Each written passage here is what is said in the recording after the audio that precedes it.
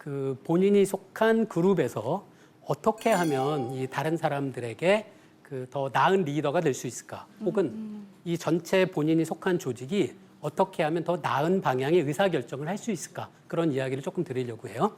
자, 이건 사실 여러분 많이 겪는 문제일 겁니다. 그 같이 일하시는 분들이 오늘 점심 뭐 먹을까라고 얘기해서 어떤 분들은 짜장면, 어떤 분들은 된장찌개 이런 얘기를 할 때가 있죠. 근데 만약에 이런 상상을 해보자는 거예요.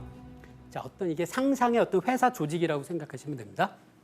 사장님, 뭐 부장님이라고 생각해도 되고요. 근데 여기 화살표를 보시면 위에 있는 사람의 그 의견은 아래쪽으로 전달만 됩니다. 그런데 아래쪽 사람들의 의견은 위쪽 방향으로 전달되지 않죠.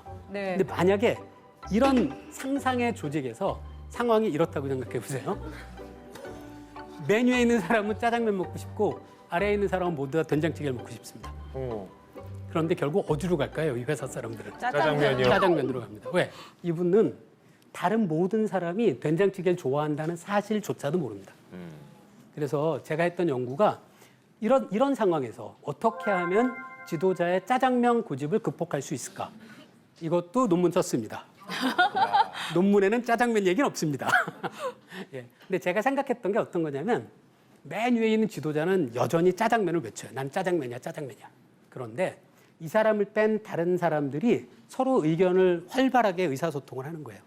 그러면 비록 지도자는 짜장면을 고집하지만 여기에 있는 많은 사람들이 된장찌개로 합의해서 결국 된장찌개 집으로 갈 수는 없을까라는 고민을 해봤던 거죠. 그래서 이런 걸 그 제가 있는 분야에선 집단지성이라고 부릅니다. 그 집단지성이 뭐냐면 많은 사람들이 서로 그 의사소통을 통해서 토론회 과정을 거쳐서 어떤 최종적인 그 의견으로 더 올바른 의견에 도달할 수 있을 때 그걸 집단지성이라고 부르는데요. 지금 제가 했던 연구에선 어떻게 한 거냐면 여기서 보시면 처음에는 이렇게 한쪽 방향에 뭐라고 하죠? 이거 계층 구조 혹은 까라면가 구조. 예. 이 까라면가 구조에 더해서 그 위에 사람들이 서로 이렇게 활발하게 의사소통을 계층을 넘나드는 의사소통을 할 수 있게 하는 겁니다. 그럼 이 과정을 거쳐서 얻어진 그래프인데요. 여기서 제가 소통의 채널을 추가할 확률을 P라고 했는데요. P가 0이면 아무런 소통 채널이 추가되지 않아서 아주 짧은 시간 안에 사람들이 마이너스 1인 짜장면에 합의합니다.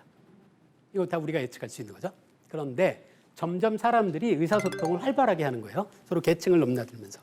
그럼 결국은 전체 조직이 이 커브를 따라가게 됩니다. 이 커브는 된장찌개인 거죠. 그런데 제가 이걸 연구를 해보고 흥미롭다고 생각한 게 완전한 계층 구조여서 모든 사람들이 짜장면에 합의하는 건 굉장히 빨리 합의해요. 시간이 아주 짧은데요. 된장찌개로 사람들이 소통을 통해서 된장찌개에 합의할 때까지는 시간이 상당히 오래 걸립니다. 네. 저는 이게 우리 사회에서 갖고 있는 어떤 민주적인 의사소통의 장단점 같은 걸 볼 수 있다고 생각했어요.